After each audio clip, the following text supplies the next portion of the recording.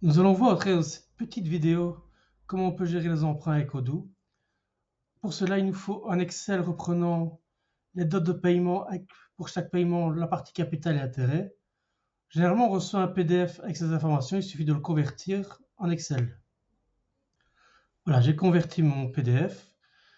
J'ai désormais un fichier Excel avec les dates de paiement et la partie capital et intérêt pour chacun de ces paiements. Je n'ai plus que maintenant qu'à l'injecter dans Odoo et de créer un nouvel emprunt. Alors, je vais dans l'application comptabilité d'Odoo. Je vais dans l'onglet comptabilité, partie emprunt. Je crée un nouvel emprunt. On va l'appeler test Odoo. Je vais charger le fichier Excel que j'ai préparé juste avant.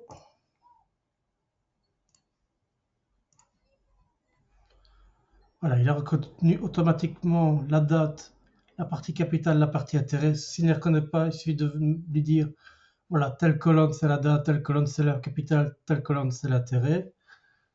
On l'importe et reprend maintenant ici toutes les différentes dates avec la partie capital et intérêt.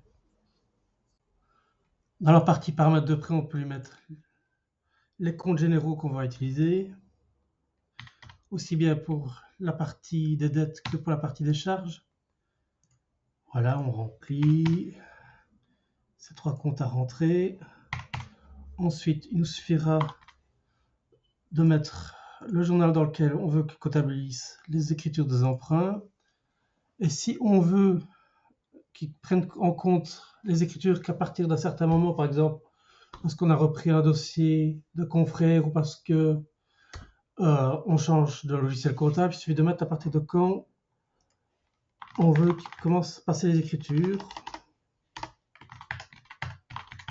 Voilà, je vais mettre le 31 du 12 2024 pour notre exemple.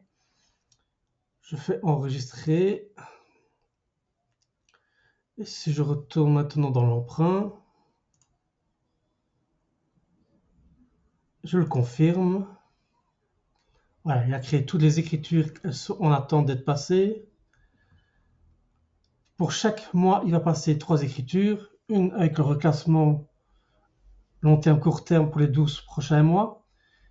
Il va également extourner l'écriture de reclassement long terme, court terme du mois précédent et il va passer l'écriture pour tenir compte aussi bien du capital que de l'intérêt pour le mois. Il suffit alors plus que de mettre le paiement de l'échéance complète dans le compte de dette court terme.